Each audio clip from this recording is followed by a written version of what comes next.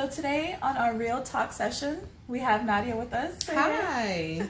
I'm so glad to be here. Thank you for asking me. Oh, Thank you. I love having you on the show. Oh, thank you. And I love you in real life too, Right. you know?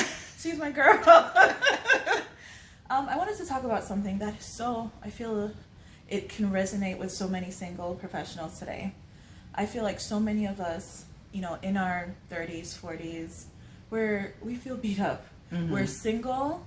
A lot of us professionals hate our job, so we're going through our day-to-day just miserable. Mm-hmm. And at the end of it, we feel defeated and feel kind of stuck in a rut, like there's no way out for us. Mm-hmm. So I kind of wanted to have this discussion to, you know, show others out there that they're not alone, and to kind of talk about some quote-unquote coping techniques that we could discuss of how we deal with it. Okay. So if we want to go into kind of our experience, kind of being single professionals, maybe not really too happy with our job, what's that feel like?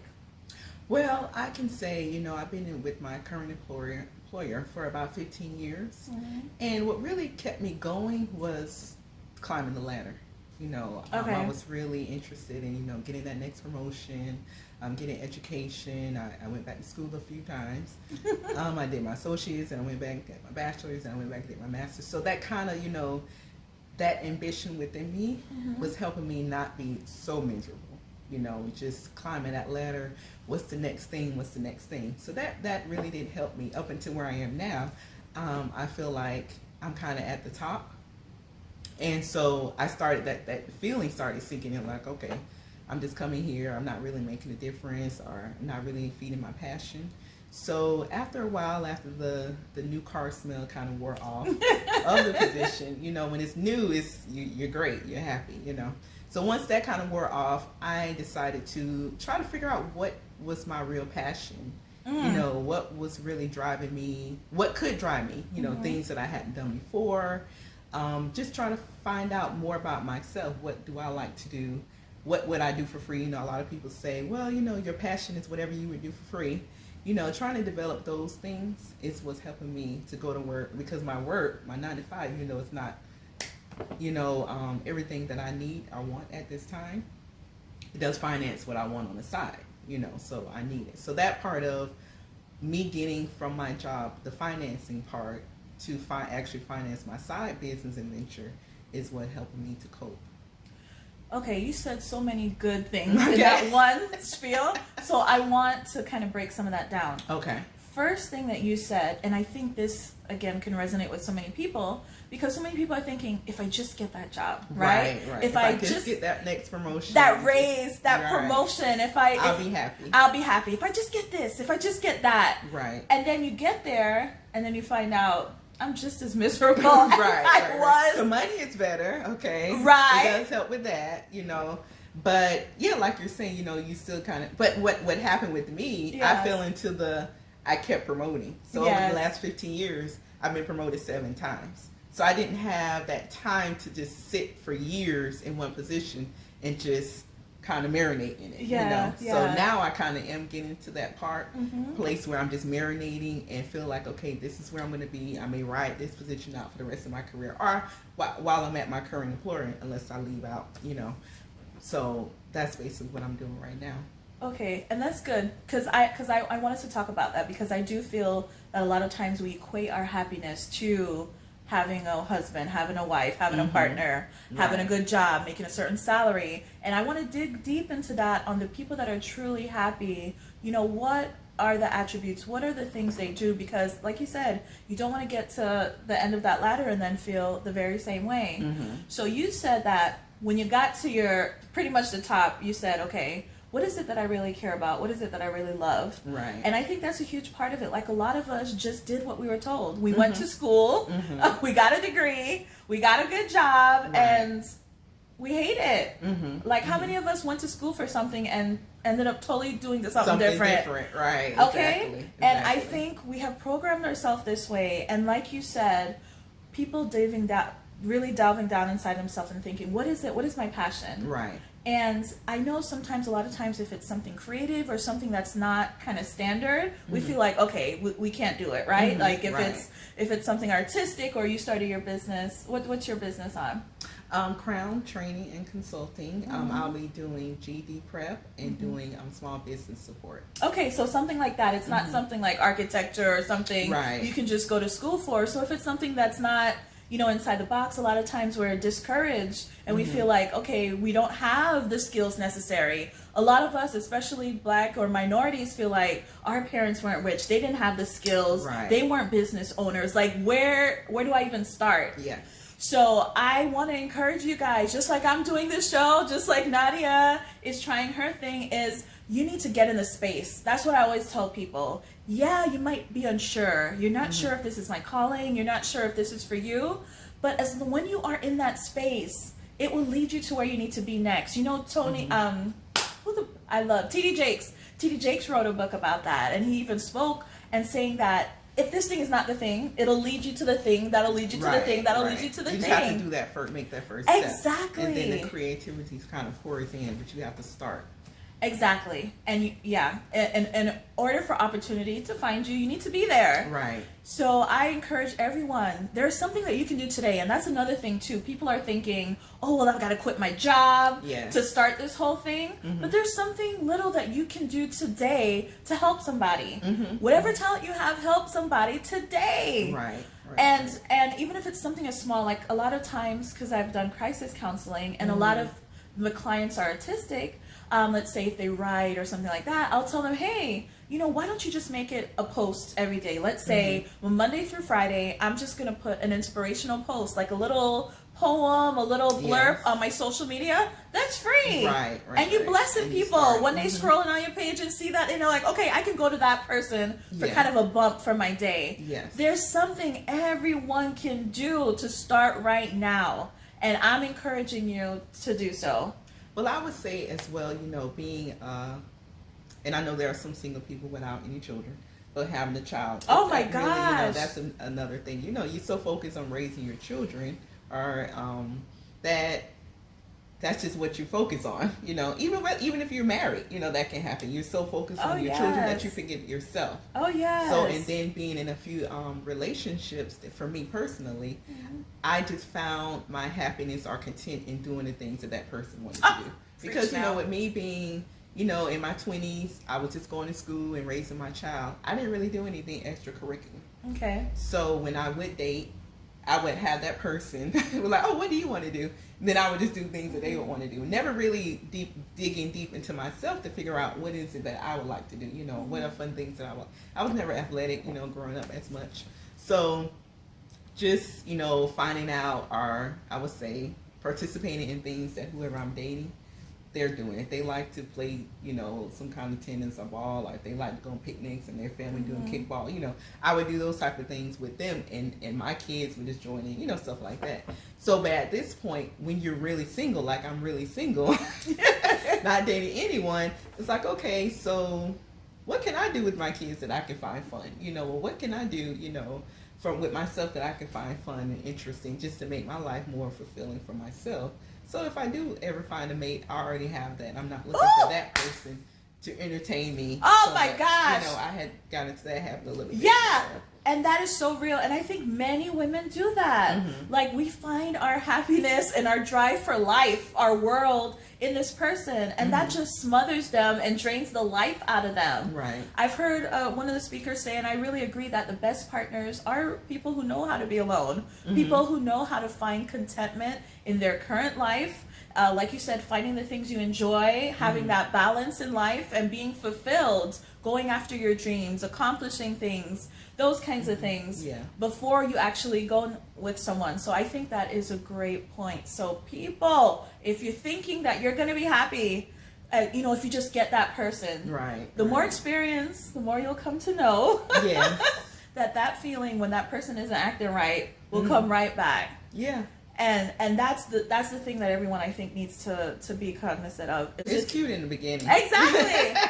But after a while, it's like, okay, I have to talk to you every day, So I have to listen to you, every day, listen to your problems. It's not like, of course they're going to be supportive. You want someone to support. But you do want that other person to have their own things going on. Of course. And that's where you have to, you need to, a part of being content is would you date yourself? Oh! You know. Yes, I agree, and that's going to be one of the tips that I want to talk about. Would you date yourself? Are you if you met yourself in the opposite, sex, would you want that person? What could I bring to that person's life? Like I said, I went into a relationship thinking I'll just join in with you whatever you're doing, but I wasn't adding to that person. Okay, now. So you won't want someone that can add to you, and you want to add to them. Reciprocate it. I agree, and I think that's a large part of the roller coaster that happens, like when you're that emotional roller coaster, because it's like when the person's showing you attention, when they're on track, it's like, okay, your life is great. Yes. And then it's like when they can't pay as much attention to you, they're not so much into you at the moment because they got other stuff going on. Right. It's down. So it's like this constant roller coaster, and it's draining on both you and your partner. Yes. No one wants to take that on. So I think it's really people really being reflective and thinking, am I happy with myself? Yes. And it starts there. If I'm not, then I need to get there before I try to bring someone else in this picture. So I think that's great, Nadia. So now let's get to the real deep emotional part of all of this, because it's been years. Like I haven't been in a real relationship for like 7 years. How long has it been for you? I would say 5. Right. And it's like at sometimes you feel like, okay, I can do this. Right. I can do this. I got this. And at other times you're like, oh God. Right. Depression. Some people even. It's real. It's real. Even with the happiest people.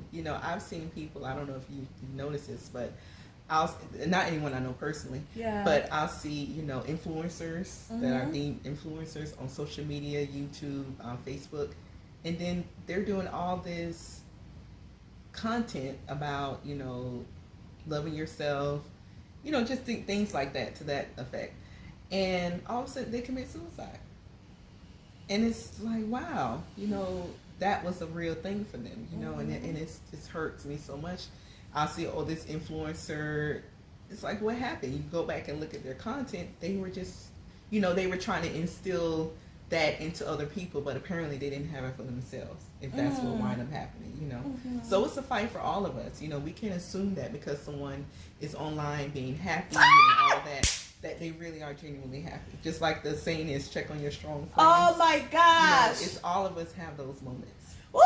And that was something real that I wanted to bring up too, because I think a large part too of why people are so unhappy singles is because we look at all these other people that look like they have the ideal relationship. Right. We're on social media, they taking pictures and videos of all these trips and all these special things he's doing for her, and we think like, oh my God, why don't I have that? Yes. But those who have real friends that are in real relationships and married, they see all the crap these people are going through to call themselves staying with somebody. And it's work, even, and I'm not going to say every relationship is terrible, behind the scenes. I'm sure that some people they're just as great in person as it is online. But some aren't. And you can't really go by it because no one is going to, just like when you have a baby. Of course, they post the pictures of the baby and pose, all pretty matching outfits. Yeah. But you don't see when the baby won't go to bed. You won't see when the baby throws up. You don't see when the baby's sick. It's good and it's highs and lows. Parenting. So it's going to be highs and lows when you're in a relationship too. So you have to take that into consideration. But it's highs and lows whether you're single or you're in a relationship. You have high moments where you're like, well, I'm so glad I'm single. I could just, like I did a few weeks ago, I could just get up and go to Atlanta for 4 days because I don't have to worry about, oh, babe, do you mind if I go? Or, I don't have to worry about that. But the low is, sometimes you want to do something with a companion, Exactly. So those can be the lows of it.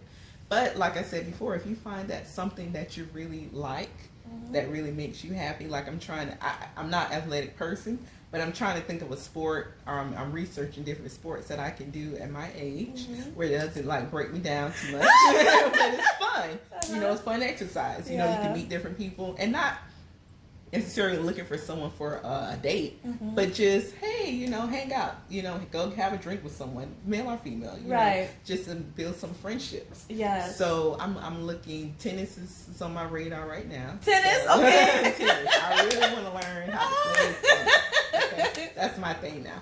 So, but just like I said, with the business I'm starting up, I can just be asleep, and all of a sudden at midnight, like I told you about the last idea I had, it came to me at 12:30, and I'm like, oh, I can do this, I can do that. When your mind is focused on creating, yes, all of a sudden these ideas can just start popping in your head. Versus maybe 5 years ago, I was thinking, oh, I'm getting out of this relationship. I was going to bed thinking about, will I find someone else, or will I find another? Will I ever be happy again with another relationship? Will I find a man, whatever? Now I'm thinking about, how can I progress my business, or what tennis court am I gonna play on whenever I find it, So, my mind is different. So now I'm thinking about not necessarily happy things, but just more positive things that aren't bringing me down. And so that is helping with your kind of feeling and hunger or desire to want to have a mate, right? Exactly, yes. Yes, and so that's what I strongly agree, and I feel the same way. When I started doing this show and actually, focusing in, like, I don't think about it as much that I'm single as much. Like, this really consumes you, and I honestly feel like when you are in the right space, that if you're supposed to be with someone, that they're going to align and it's going to come. And sometimes we need this because we're always up on a guy. Right. And if we were under a guy, we wouldn't go and be ambitious and start the things we need to do. We got work to do. There are people out here that need us. Yes, okay? Yes. So we need to do our thing and then let that person come into our lives. Well, I was going to say too, being content can take work. It does. It does take work. And I can say for myself, it's not just, I'm trying to get into doing affirmations. Sometimes I'm not really good at doing that, but that's a good, good thing to do, the affirmations. But as well, using different resources. For me, I'm a Christian, so I like biblical resources. But I also try to find just different type of non-religious related resources as well. So I've been going online, looking at different YouTubers, different podcasts, and I'll mention the ones that help me with at the end, and a couple of books. I think if you're feeding, whatever you're feeding your mind, it really makes a big difference. Yes. So at one point when I was only thinking about, oh, am I going to meet a guy? Am I going to meet a guy? Go online looking for a guy, like, dang, I want to go out on a date. I want to go to this nice restaurant. I want to do this. I want to do that. But like recently, I told you, I've been going out to eat by myself lately. It's these nice restaurants I want to try. Even if sometimes I purposely don't ask my friends because they'll probably come with me. But I want to get used to enjoying my own company. That's right. And that's another part. So I've been going to different restaurants by myself. Yes. I sit at the bar, or even when I went to Atlanta for those 4 days, I was eating alone totally every day. So it was a big thing for me to do, to go out of town on a plane, stay at a hotel, do all of that all by myself. My family was really worried. But they'll get used to it. That was just the first one. I'm going to do that more often. But like I said, locally, I'll go out to eat. And I never did that kind of stuff before. I agree. Date yourself. That's another tip, right? Date yourself. Yes. And I know that when I first started trying to do that, I always subconsciously would think, okay, if I didn't meet a guy that night when I went out, like it was kind of a bust, right? Yeah. And you always have that kind of like in the back of, at first it's kind of like, okay, if I didn't meet anybody, what was all of this? I'm sitting eating, kind of looking around and, like you're really hoping you meet somebody and oftentimes you don't. Right. And then so you get discouraged. But I want us to change that perspective, and I also want us to be curious about everybody. Because that's something that I've done too. Even if I'm just, waiting in line to pick up lunch, I'll start up a conversation with someone around me. I will be genuine, have genuine discussions if someone's getting on an elevator, male, female, it doesn't matter who it is. Just be a lover and be curious of human beings. And that alone will help you be more content as a human and could bring somebody, into your life as well. Right. So I think it really took me a while to get out of that whole, if I don't meet a guy, then it's a bust. I failed. I went out to this place, because I went to a few sports bars with them. Like, okay, I would go to, out with my friends and they'll get drinks purchased for them. Like, oh, a guy, I'm like, dang, I'm the one single. Why I'm not getting it? I was like, okay, I gotta try something else. Go to a sports bar, no one talk to me. So I was kind of going with that mindset of hoping I catch someone's eye or I see someone that's attractive. Now I'm going because I want to try this restaurant. Yeah, exactly. You know, like, okay, you know, it's a new restaurant. I want to see what the atmosphere is, the Exactly. ambiance, see what the food is, you know, whatever. And I'm going to like some pricey places too. So. And I remember you saying like, "Oh, I'm gonna order an Uber to come pick me right. up."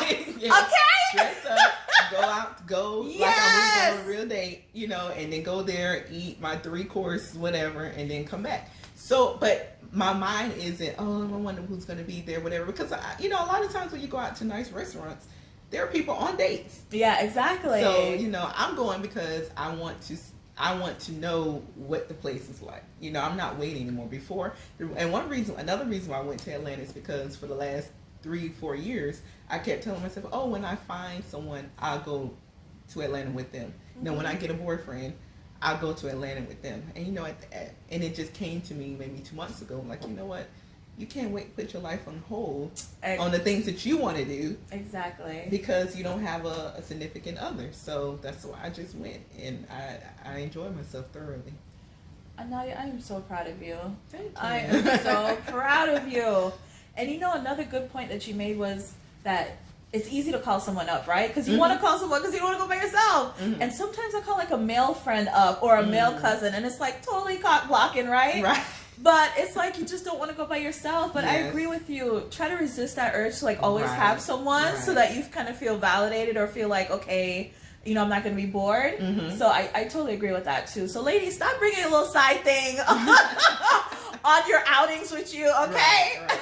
You know, at one point it was like, I want to go, but I don't have to pay for myself. But you know. Oh, not But you know, if you really want to go, okay, you gotta go. So yes, and especially you know, I know people are watching this from all over, but here locally, you know, in August and September they have this dine out for Lauderdale, so you can try these really nice restaurants. For at deals, like you can get a meal for $35 and they give you, and it's nice restaurants, you know. So you know, a lot of cities do that kind of stuff. You know, go find out when they have specials at the restaurants around you, and just try them. You know, so that's what I've been doing. I love it. And I think a lot of this is preventative. Like you stated about, you know, always keeping your mind in tune. Yes. I feel that you have to it's intentional. Yes. Very intentional. Oh, yes. Like when you have a negative thought, you have to immediately think of, well, yeah, that's true, but. Exactly. You know, so. Because that's what I do on my way to work. I'm listening to something motivational, inspirational, spiritual in the morning. When I'm at work, I'm listening to videos that are going to be self-development, self-help type videos. Right. It's feeding your mind. And I noticed that the weeks when I don't do that, I noticed that I could feel emotionally like I'm off. Yes. So a lot of this is preventative. It's keeping your minds, you know, in a good place and checking your health. Because sometimes I can tell when I'm like irritated that week, when I'm not feeling myself that week. She never shows it. If I can never see you aggravated. I don't think I've seen you mad. I've never seen, and I work with her every day. So you're playing it off really good. But that's what I'm trying to tell you. It's keeping, like, really being in touch with yourself and knowing when, okay, right now I'm starting to feel really aggravated. You know, let me up my motivational time. Let me up my videos. Let me rest. Sometimes you're just tired. Right. You're just tired. And sometimes your body just needs to rest. And it's like really knowing yourself, maybe starting to track, because I know at first I had to do that because it would be week after week when I would feel like almost depressed, like sad. So it would be like for 2 weeks I'll be good, then the next week not so good, 2 weeks, and I'm like, what's going on with me? Like, I'm thinking about what in my life, what is it that's happening? And then you could kind of figure out when you, sometimes when I have a negative emotion or a bad thought, sometimes thoughts just come and go. You know, I think I don't have the number, but we have thousands of thoughts every day. But when you have something that's like a real deep emotion that you just feel, sometimes you have to think, okay, why am I feeling like this? You have to check in with yourself. Because I could have saw a happy couple on Instagram, and that like the night before, and that just kind of like curbed my mood, you know. And I'm not even thinking, like, I'm wondering, why do I feel like this? And you know, so sometimes you have to, like the Bible says, you know, it's so crazy. You know, sometimes, you know, when you grow up in the Bible or grow up in church, how some of those things just come back to you. They do. It's like you have to, when they say guard your heart, you know, different things. It really, You know, because when you're reading Amen. it, you don't apply it at that time. Right. It's like, okay, these are just words sometimes. Exactly. But once you really go through things, you're like, okay, that's why God said this, or that's why Jesus Amen. said this. You Come know, right back to your it'll mind. come back to you. So, oh, yes. and it's so funny because a lot of these are things I've heard years ago, and I'm so glad that, you know, God brings them back to my remembrance. But yes, finding out why, what was your trigger? Exactly. What triggered that emotion? Sometimes you have to go back, think back, okay, what happened the last 24 hours? Exactly. You know, Nadia. that made this happen. And then you can, once you pinpoint it, if you can, then you can work on it. That's right. You can right. figure out, okay, well, when I see this or when I feel this, I need to do this. So it has to be. It's like one of the YouTubers I watch. She said that it's like you self-parenting. So if your child came to you feeling this way, what would you say to them? You know, oh no, you know, you would be positive. You would want them to. You would say and do what you can to get them through it. You know, so it's like self-parenting yourself. You're adults, but you still have to be parented. So. Man, and I think the number one kind of thing you said just now was the whole taking your thoughts captive. Yes. Because I think that's a huge thing. Because some of our thoughts are really awful. Yes. And scary to us. And it's like, what? How did I think that? Of that? Right.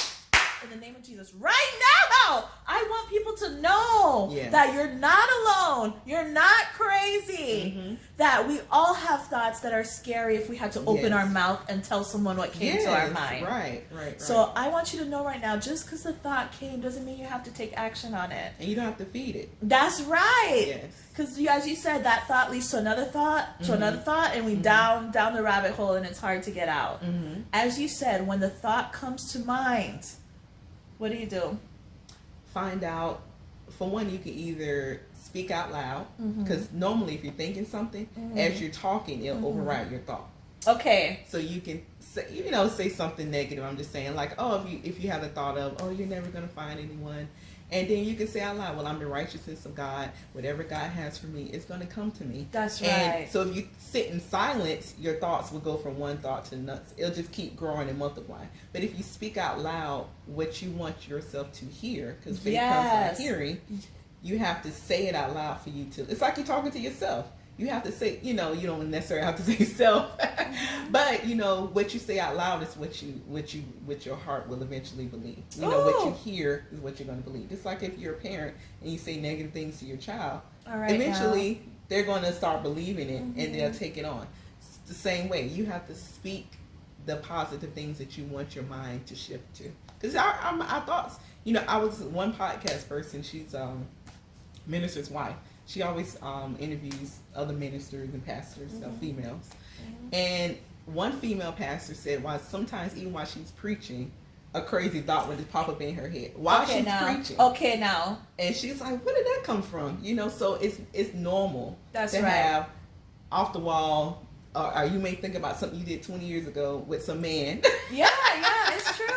And so I'm like, wow, okay. So when I heard that a pastor is saying this, not to put them above anyone else, I'm just saying she's out on the pulpit ministering, and a crazy thought, something she did 20 years ago, pops in her head. Like, wow. She's like, where did that come from? But she keeps going, and it'll go away. That's the whole thing. The thing. You have to keep going. It will go away, and the more that you ignore them, the more it will go away. Because you're starving it.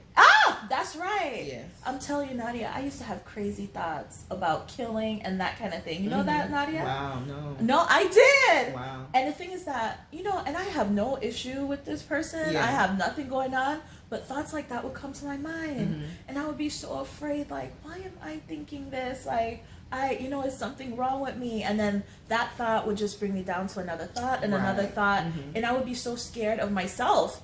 And I think that's how the enemy or the devil gets us trapped, is because we're with ourselves all the time. So if I can always keep you inside of your head, he knows that you're not going to do what you need to do in this life and for others and for the glory of God. It's just like with a new parent. If you're a new parent, you have your baby. All these thoughts come up. What if somebody kidnaps my child? What if somebody, the child, when you have the baby's little, you think about, what if the baby dies of crib death, or what if it's like all these worries, so it's similar, just using an analogy, So because you're like, oh well, let me do this and let me do that. You're trying to control the situation, make sure your child is safe. the same thing. You know, if you keep thinking about those negative things, eventually you start saying those negative things. You start living as in fear. You start doing things in lack. You know, fear of lack. You know, like making decisions like, oh, you know, I have to be with this guy because there's nobody else. That's fear. That's lack. You know, that's a lack, you know, mentality. And then you make when you're in a lack mentality, you make bad decisions. Oh, I love. Now you speaking some truth. Why you had that all in you? You had that all in you. Nadia, it's true. And I love how you were talking about the word of God, because I feel the word of God is powerful. And when you put that word of God on those thoughts, it's true, it's powerful. And it's a lot of resources. I'm telling you, just, you know, I know we're about to close, but you know, a few things that I've done that kind of helped was The How of Happiness. This book. Okay, I'll put it in the description. Okay, this book, it was something we did with the rally. Oh, is that her? That's the book. Yes. Oh, okay. The How of Happiness. That was pretty good. Who's the author? Her name is Sonja. Oh boy. Okay, I'll put it. I can't say this last name. This other thing, you know, for Christians the Kingdom Single. Okay. By Tony Evans, you know. Okay. So I think, like I said, was going back to, you know, it depends on what you're feeding yourself. You know, of course, sometimes I can read something and be like, hey, an hour later, like, what did I read? But then when I need it, comes back to me. It comes back to me. Like, oh, you know, when a situation happens, all of a sudden I remember a line I read in the book. You know, so it's so crazy. The other thing is, of course, your YouTube channel, my company. What? Are you serious? Yes, that is a big resource for me.